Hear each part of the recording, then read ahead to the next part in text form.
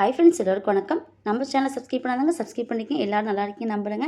நாங்களும் இங்கே சூப்பராகவே இருக்கோங்க. தொடர்ந்து நம்ம வீடியோவை பார்த்துட்டு சப்போர்ட் பண்ணுறீங்க. கண்டிப்பாக நம்ம வீடியோவை தொடர்ந்து பாருங்கள்.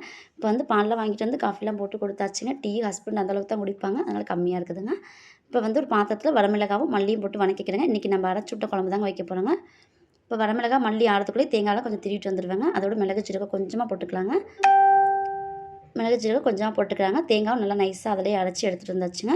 இப்போ ஒரு பாத்திரத்தில் எண்ணெய் ஊற்றி வெந்தயம் பூண்டு வந்து தட்டி போட்டுக்கலாங்க. டேஸ்ட்டு சூப்பராக இருக்கும். சின்ன வெங்காயமும் போட்டு வணக்கிட்டு பாதி வெங்காயம் முழுசாகவும் பாதி வெங்காயம் அரிஞ்சும் போட்டுருக்காங்க. மீடியம் சைஸ் தக்காளி போட்டு வணக்கிக்கலாங்க. முருங்காவும் கத்திரிக்காயும் போட்டு வணக்கிக்கலாம். கத்திரிக்காய் பாருங்கள், ஒரு சத்தம் கூட இல்லைங்க, நம்ம தோட்டத்துலேருந்து எடுத்துகிட்டு வந்த காய் தாங்க. அப்படியே முருங்காவும் கத்திரிக்காய் வணக்கிட்டுங்க. சுண்டல் வந்து நைட்டே ஊற வச்சாச்சுங்க. இப்போ அந்த சாந்தையுமே இதோட ஊற்றிட்டுங்க. புளி தண்ணியுமே தேவையான அளவுக்கு ஊற்றிக்கலாங்க. ஊற வச்ச சுண்டலுமே அதோட போட்டு தேவையான அளவுக்கு தண்ணி ஊற்றிங்க. கொஞ்சம் கல் உப்பு போட்டு நம்ம கழுவி விட்டு மூடி வச்சுக்கலாங்க. ஒரு 10-15 நிமிஷத்துக்குள்ள நம்ம குழம்பு ரெடி ஆயிருங்க. சுண்டலுமே அதிலே வெந்துருங்க. நம்ம வாரத்தில் ஒரு நாள் நம்ம வீட்டில் இந்த சுண்டல் குழம்பு கண்டிப்பாக இருக்குங்க. தனியாக தாளிச்சும் கொடுப்போம். இந்த மாதிரி சேர்க்கும்போது குழந்தைங்களும் சாப்பிடுவாங்க. அப்படியே குழம்பு கொதிச்சிட்ருக்குங்க. இது வந்து எங்கள் அத்தை செஞ்ச ரெசிபி தாங்க.